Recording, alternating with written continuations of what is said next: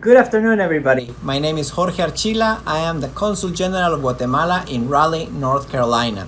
It is for me a pleasure to be participating in the Quixote Festival events in collaboration with Artist Studio Project in order to show a little bit of our culture, of Guatemalan culture here in the United States. As you may know, we also celebrate the Day of the Dead or All Saints Day on November 1st. And our culture and our traditions are completely different from what you may know that has been celebrated before from the Mexican community. So we invite you to learn a little bit about how Guatemala celebrates this special occasion. And we are very happy to be able to promote our culture here in the United States to friends of Guatemala, everybody that wants to learn more a little bit about Guatemala, and to pass on these traditions from second to third generations of Guatemalans that are already here. So thank you very much to our friend Rafael Osuba for adding us to this event. Thank you. Have a good day. Artist Studio Project, thank you for opening your doors to us, Guatemala. And especially, thank you, Rafael Osuba. You have always supported the Guatemalan Consulate and our community. Today, I want to speak about a very special day in Guatemala. It's the Day of All Saints that we celebrate each year on November 1st. And I would like to tell you why is it so special to us. So let me read a little bit about it. On November 1st, Guatemala celebrates the Day of All Saints to remember our loved ones that had passed away. The most renowned tradition are the giant kites from Zumpango, Sacatepequez, Guatemala.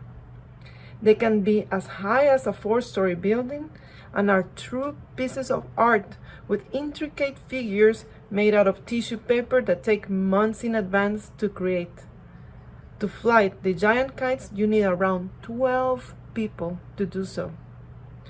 Guatemalan kites are called Barriletes and are pleas for peace and messengers of well-being between the living and our past loved ones. People around the world travel to Sacatepequez to experience a unique and magical day. In addition to that, it is a very special family day. We visit with flowers the graves of our loved ones, and we eat a yearly traditional dish called fiambre, a salad with numerous ingredients like cold cuts, pickled vegetables, pacaya flowers, cheeses, olives, chicken, and like a lot of ingredients. Each family has their own recipe and is passed on to younger generations. My name is Cristina, España, and I'm the Vice-Consul of the Consulate of Guatemala in Raleigh. For us, traditions are very important, and we try to recreate a little piece of Guatemala here in the United States with the help of the community. We are blessed to be here in North Carolina and to have such great people in North and South Carolina that are both of the states that we cover. Thank you. Thank you for doing what you do every day, and thank you for all the residents here in the Carolinas that have welcomed us with open arms. I hope you come with us to this very special virtual event and to see these giant kites and the images and the videos that Artist Studio Project has prepared for you. Thank you. Hola, buenos días. ¿Cómo está? Rafael Osuba with Artist Studio Project and the El Quixote Festival, now in our 6th year. And we're so excited to be able to collaborate with the Guatemalan Consulate here for our first ever celebration of Guatemalan Dia de los Muertos. We have a wonderful show. We have a guest that's going to be joining us from Guatemala, and he's going to share with us a little bit about the story of how they celebrate Day of the Dead in Guatemala, and then also some wonderful photographs of this wonderful festival that they do over there. So without further ado, I want to present to you my good friend, Rolando Estrada. Hola, Rolando, ¿cómo estás? Buenos días, Rafael, ¿cómo estás? Muy bien, gracias por estar aquí con nosotros y por tomar el tiempo para contar la historia. I'm all yours. Wonderful. So we're super excited about sharing this story about this wonderful tradition that they have in Guatemala. It's obviously it's a tradition that goes really far back. We're going to talk a little bit about that, but we're also going to talk about this wonderful festival that they have that they've been doing for over 80 years. And can you tell us first a little bit about yourself and what you do and what's a normal day in the life of Rolando? Okay, I've got my own company, and that's what I do for a living. But what I really like to do is photograph. I've been doing photographing for almost 10 years. I mean, as a mean of life, as a matter of fact. So normal day goes beyond work and everything. I try to do some drawing, like do some photographing, and that's what I do, basically. Wonderful. So tell us a little bit about your involvement with this wonderful festival. Okay, we have to start trying to do some geographical locationing, okay? Guatemala City, we're talking about like 30 miles from Guatemala City is Santiago Sacatepéquez. It's a very small village, mostly ethnically speaking, is mostly Indian. And they have this tradition for more than 110 years. Wow. And they've been raising their kites for the Dia de los Muertos, the Day of the Dead, that will be November the 1st, each and every November the 1st. So they have this tradition, and I started to get interested on it many years ago. So as a photograph, I came close to them with special groups that go and do the festival come through. The festival is a very special tradition for the community on which there's not an involvement for the major, for the priest. Doesn't matter if that's Catholic or it's not Catholic, or any of the Mayan shamans that live within the community. Is very intensely in the hearts of the people of Santiago Sacatepéquez, and that's why it's done. Nobody else takes care of that but themselves. That's what's real amazing. You have to realize that they move around 150,000 people Wow. every year at the festival. The entrance is for free. I mean, nobody's charging you a penny to go to the festival. And the festival itself, it is held at the local cemetery. And that's where the meaning of the festival comes into play. Because they believe there's two worlds in the Mayan cosmology. There's two worlds, the underworld and the upper world, okay? Mm-hmm. In the underworld, that's where live the people that's dead, okay? But they're alive in their minds and in their hearts, okay? So each and every November the 1st, those souls come out in the upper world, and the kites go up in the sky to show them where their beloveds are living right now, how their families, or the places they used to be at, that they can share them again, but the kites will guide them to see where the people and the relatives are at. So the kites are a way to tell the dead people, listen, we're here. And this is the way we're living. We remember you. You're alive in our souls right now, even though you're dead. So that's really the meaning of the festival. It's very deep in their hearts. Yeah, it's an amazing tribute to our, to the ancestors, to those that have gone beyond and gone to another world. Because in a lot of different cultures, in a lot of different Latin American countries, in a lot of different cultures, they believe that a life doesn't end; it just transcends. It goes from one place to another. And That is so correct. on this special day, they have an opportunity to come back and connect. I love the whole symbolism of the kite as a conduit, as a connection between the world that is present and the one that has passed on. And it's such a wonderful, colorful, full of life experience, what it is to see one of these huge kites go up into the air. And some of them are like, 2 stories, 3 stories, 4 stories high, 15 meters. A very, very large kite and More very than that. heavy. And More than so that. it's amazing to see not only the ones that are flying in the air, but then the ones that are so big that they prop up, and the use of all the color and the hours, the tremendous amount of hours that are spent creating these kites. And I know that, it's been said that it could take a year, 6 months to put one of these kites together. So Rolando, I know that you have a bunch of photos that you've taken across the last 10 years, right? That you've been going to this wonderful festival. Could you share some with us? Oh, yes, I'll be glad to. Okay, let's start. I'm gonna give you a tour of all my experiences in the. Okay, so the first picture I'm showing you here is one of the years I've been there, and you see all the people, and you see how small we are compared to each and every kite. You have to realize this takes place in the local cemetery, so people is actually on top of each and every tomb, okay? So, but people in Santiago, they don't care if that happens because the souls of the people that's already dead is in the air, so it doesn't matter to them, okay? So it's, even though it's very respectful, you're sitting on top of them, okay? And that's very amazing.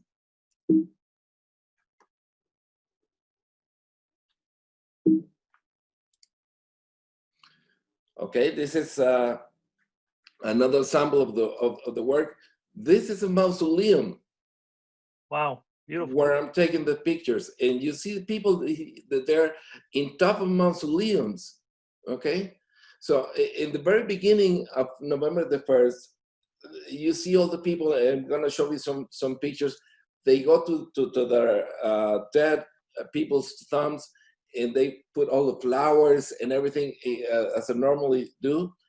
And then when the people start gathering at the cemetery for the festival, it all gets torn apart, but it doesn't matter. It's part of the gift for everyone, okay? It's very amazing. One of the things that go, the festival has some stages. One of the stage is around September, the people go and cut the logs from the bamboo trees, which are the souls of the big kites, okay? And you have to realize those, excuse me? Las cañas, en español, las cañas. Sí, pero son cañas de bambú. O sea, Sí, you're de talking bambú, around this size of each log, okay? You're talking madera, de bamboo. So 500 to 600 people, young people from Santiago, they travel to Barberena. That's another town around 100 kilometers from Santiago, and they cut the trees and they take it down to the village.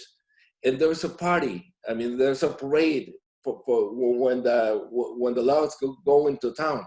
Again, there's no major. Again, there's not a priest. There's nothing go behind that but the people itself from the festival. So there's firecrackers, there's school bands and everything, and they take all the logs, and a couple of weeks after that, they do the election for the queens of the festival.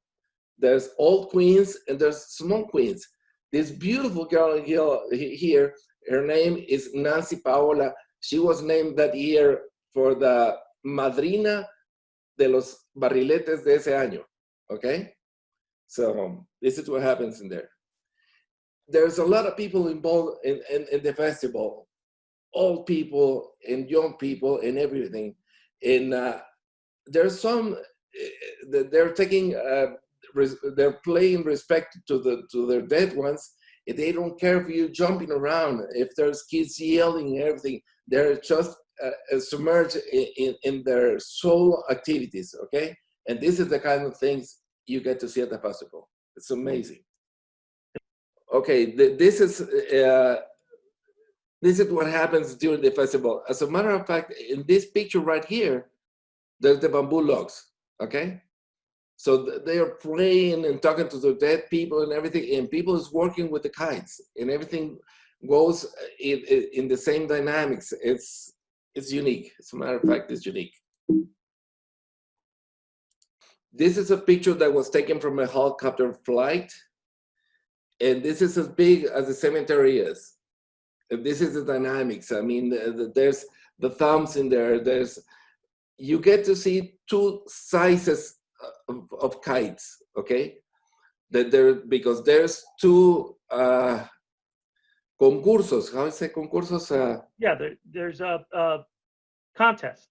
There's two contests. One with the huge ones, which are up to 24 meters diameter, and then the small ones that are up to 3 meters diameter that they fly, okay? So there's a contest on the fly, there's a fly contest, and the meaning of the contest is how much time can one of these flies can be up there. The exhibition ones, they're just for the beauty, okay? Mm-hmm. This is one of them, 3 meters diameter up in the air.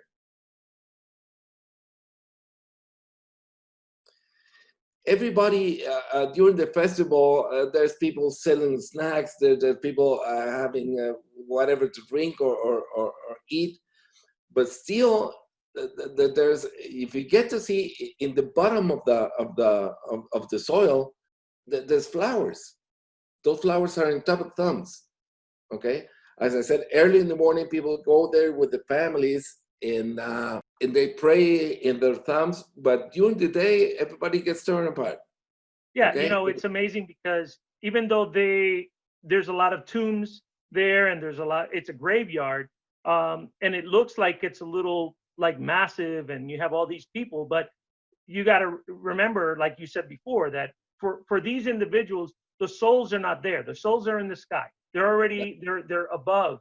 And so they're being celebrated. They're being honored.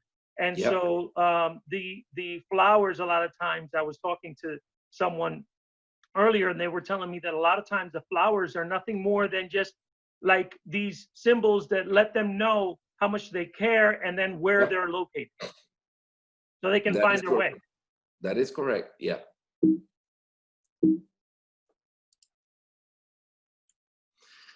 I've been invited because each and every design is unique and it's private, and nobody knows what the other group made until that day. So it's total secret. But I've been bonding with these people for 10 years, so they invite me to their houses where they're building the kites. And this is the type of images that I've been able to live with the people. I mean, I certainly hope that my photographs can speak a little more than I can, because this is the way you get to see things, okay? There's men and there's women. There's there's not a difference within them, okay? That's one of the beauties of it. As a matter of fact, there's some groups that they're just made out of tejedoras, people that knit, okay, these beautiful dresses, and they take some of their time to do the kites. It's one of the beauties of the festival. You have to realize that each and every kite is made out of papel de China. I don't know how to say that in English. Tissue paper that comes from China, typically.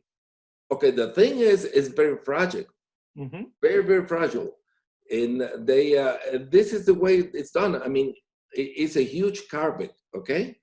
So this carpet gets rolled each and every day and unrolled each and every day, because when it gets all together, 24 meters diameter, they need like an auditorium or a basketball court that they get to use during the nighttime, okay? So they spread it on the floor and they work. They work, okay, during the night. But then when they're done, like 12 o'clock at night or whatever, they roll it back again and they keep it. And this is amazing. This is what happens. And some folks may know the tissue paper because we do a lot of different events, and we do the papel picado. So it's the same tissue paper that they use for the papel picado, and then also the same tissue paper that they use for the piñatas and things of that nature to decorate. So it's very fragile, can tear very easily, and it's very. I mean, if you look at the patterns and the design with all the different colors, it's absolutely wonderful. It's wonderful tapestry. It's beautiful. Yeah, it's a work of art. Each and every one is a work of art, and they're different from each other and different every year. Okay, this is the way I see them fly, and this is what happens early in the morning.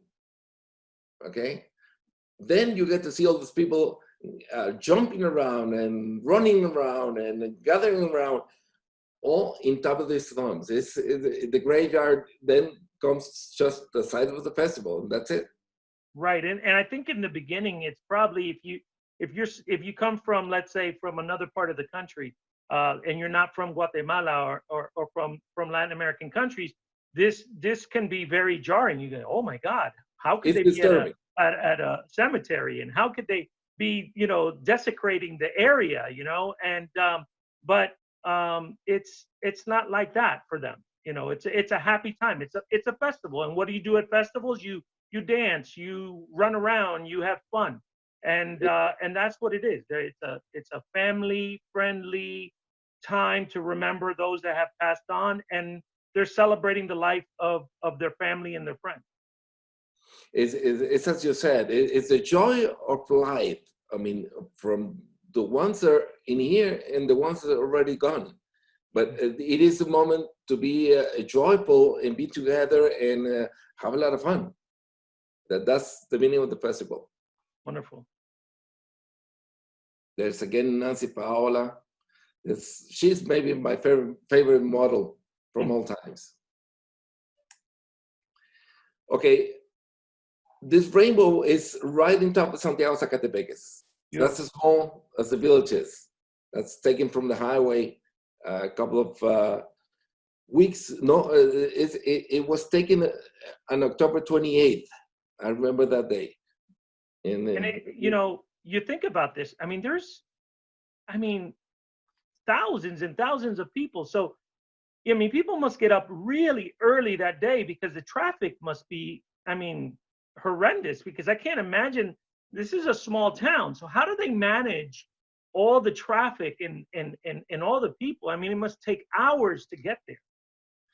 It takes a lot of hours to get there and a lot of hours to get back to the city. It's as you said, it's a traffic jam. It's impossible. So there's people that go there early in the morning and they have lunch there and they take the whole day. But there's some other festivities that are held on November the 1st in Guatemala. So there's a special meal that's not eaten in Santiago. That's called the fiambre. And people, I go back to the city at noon around 1 or 2 o'clock so I can have lunch with my family and have the fiambre. So in order to get there early in the morning and get back on time, it takes some time. Local police and everything, they all work together so people can be in an orderly manner getting in and out. But it's very messy. It's very messy. And one of the things we had another gentleman, another photographer, journalist that was with us, and they at our other video, and he was showing a video. He has a short film that he made, and I saw the multitude of people, and all I could think about was where do these people find food, and how do they use the restroom, and how do they get in and out? It's just so massive because there's more people there than we have here at the state fair. Here at the state fair in North Carolina, and when you go to the state fair here in North Carolina, it's beautiful, it's wonderful, but it can be a little overwhelming. What do they do if a child gets lost? There's so much that happens. Yeah, everything happens, but people take care of each other, and is an orderly mess. That's the way it goes, okay? This is what happens in the graveyard early in the morning. Okay, one of the things that's very beautiful to see is the way that they get all the big kites up there, okay? It is very, very confusing. It takes a lot of manpower to get all there. I don't have any idea how much they weigh, but maybe it would be maybe a couple of tons. I don't have the slightest idea, because the sole of the kite is made out of bamboo logs, and then the structures and everything, and there's a lot of wire, and there's a lot of laces. I mean, but the first thing they do is they climb up these posts, those guys, and they put all the cables together so they can put it up. And when they do the encumbramiento, that's the way it's called, to get them up, each and every group works together. I mean, not just my own kites group. They all because gather I imagine it takes like 40, 50 people to get that thing up. I mean, it's huge. Maybe more. It's wow. Amazing. Maybe more. This is the way I picture the soul of somebody from Santiago. Okay, this is the way I see them. I mean, they're already in the 21st century, and they have cell phones and everything like you and I do, but they've got the kites in their souls. The people from Santiago. That's really what I love about this town. It's very unique. This is the start of the encumbramiento. Wow. Here you see in the bottom, there's the graveyards and thumbs in here, and there's people inside the big kite. There's cables in here, and in the other side, there's plenty of cables and people pulling up. And yeah, on trusses and on all kinds of levees and just trying to get everything up. Yeah, sometimes they break. Okay, this it must is very be heartbreaking when you see one of those things go down. It must really crush your heart. The other thing is November is a windy part of the year here in Guatemala. That's the way the kites go up, the ones that fly. So wind sometimes take its toll, and they break the big kites when they're putting them up, and that's very sad. But people that created those kites, they don't care. It's I've got picture in here somewhere. I told you before that's my grandson, and this is what we do in here, or people like me. We try to teach the new generations. Listen, you have to understand what's in their souls of these guys, and this is a part of you. This is in your soul, and we all live together in there, and we all celebrate the Kite Festival. That's the beauty of it. Wonderful. You see all the groups working together in here before the kite goes up. A couple of years ago, they started doing designs on 3D. And I mean, I saw the design, this group is called Jóvenes Pioneros, that they're good friends of mine. The designer is called Jose. And he showed me in his computer the design he made for this particular kite. And it's amazing. I mean, this guy's not an engineer. He's not an architect. He's not a designer. I mean, he's just a barriletero. But he's able to. Artist. He's an artist, plain and simple. That's the beautiful thing about this. And each and every part of the kite has a meaning. I mean, this one has like a route map that he gave to me. What's the meaning of each and everything that's inside the kite? The only one who knows that is him, but that's the artist part of it, okay? But this is amazing. I mean, this is a work of art. I mean, this is priceless.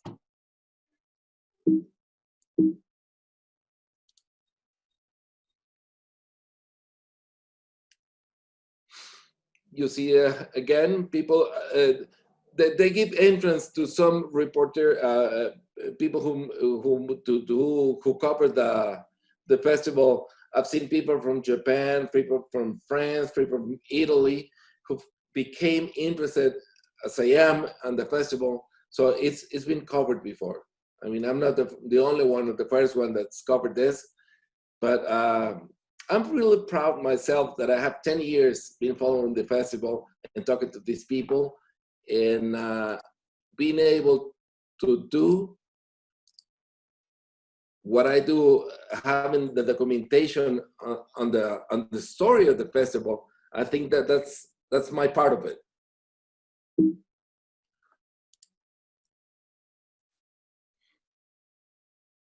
Wow.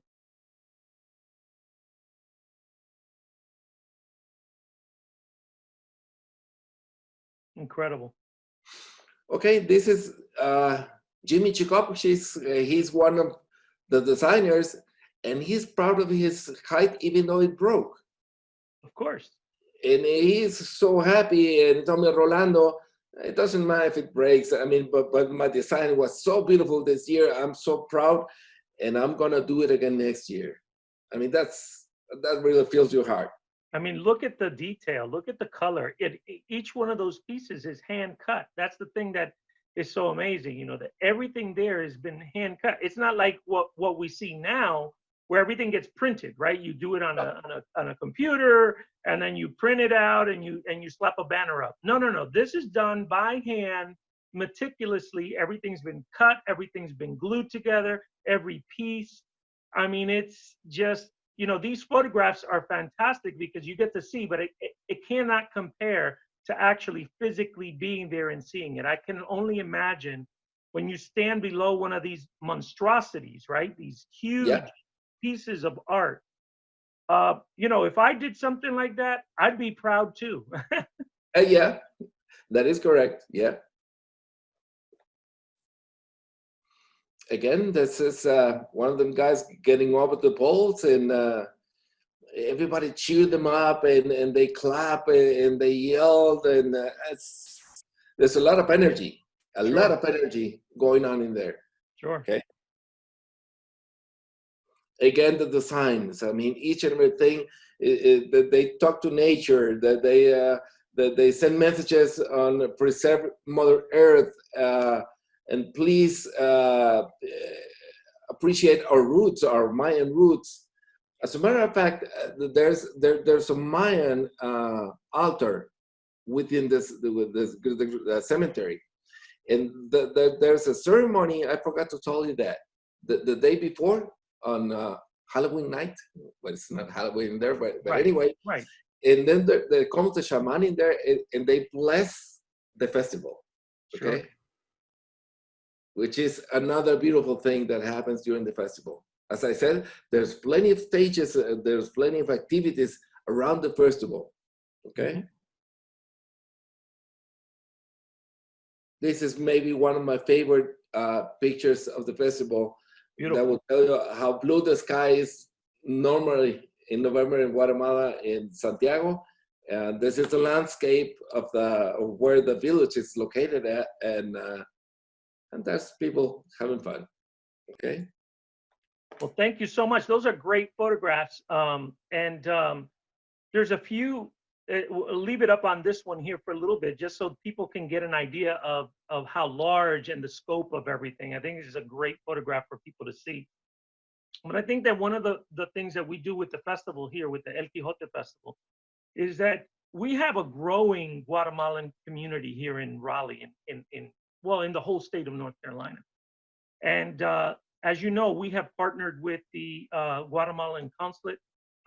They are fantastic people that are doing great work for this community here. And I know that, I don't know if you know this, but the Vicecónsul, Cristina, España, her and her family, they did a Barrilete. I mean, it's huge. Yeah. It's I saw it. It's so beautiful. Huge, and it's so beautiful. And her and her husband and her family did it, and they work long hours. They work very long hours, and still it took them about between 2 and 3 months to get it done, but they got it done, and they're showcasing it, or they, by the time this airs, they have already showcased it with the Museum of Art. And it's such a wonderful experience, and it's so emotional for me, because in Puerto Rico, we are you taking a selfie? Yeah. So in Puerto Rico, you know, we fly kites, you know, in Old San Juan, and it's very symbolic. And people, I mean, they spend hours and hours, and you know, some of them are about 8 feet tall or 10 feet tall, but these things are huge. They're so massive, and it's really wonderful. This thing about going into the sky and making that connection, making that connection with those that are still living and those that have passed on. And I think it's such a lovely tradition. It's a lovely culture, and I'm so happy that, you know, we were able to connect. So you can share a little bit about this, so folks that are living here in North Carolina, they get a better understanding of these wonderful traditions and how things are celebrated differently. Because here we do a massive, another festival that we do is we do Dia de los Muertos, but it's more geared toward the Mexican community. Yeah. And that's a wonderful event that we do every year. And I wanted to talk about this because I think it's celebrated a little bit differently. The food that you serve is different. The celebration is different. The tradition is different, but the meaning is still the same. And really what we're doing here is we're celebrating life. We're celebrating those that have passed on. And I think that that's the central part that makes things a little bit beautiful, is that it's very colorful. It's full of life. There's music, there's food. You know, it's not like the way that we celebrate a life here in the US normally, right? It's not a normal thing that we do. We go to the grave, everything's kind of subdued, it's quiet. You know, we want to take reflection, it's a little somber. And this is completely different. And I wanted to share this different type of tradition. And I want to thank you, first of all, for taking the time to do that, because it's very difficult to share this if we don't have images. And, you know, your images are lovely, they're beautiful. And I wanted to thank you for taking the time to share it with us. Was there something else that you wanted to tell us? Well, just to thank you that you've given me the space to share my work that I believe it's got some meaning. I mean, it's got to be preserved, it's got to be shown, it's got to be shared with people like you, so they would understand not just my country, but that this particular village. I mean, this is very meaningful to me. So thank you a lot. Thank you a lot. Muchas gracias. Hey guys, we got a lot of good stuff for you. Thank you for sharing this few moments with us. And on behalf of the 6th annual El Quijote Festival and also the Guatemalan Consulate, I want to wish everybody a good day. Bye. Happy Dia de los Muertos. Bye. Hasta luego.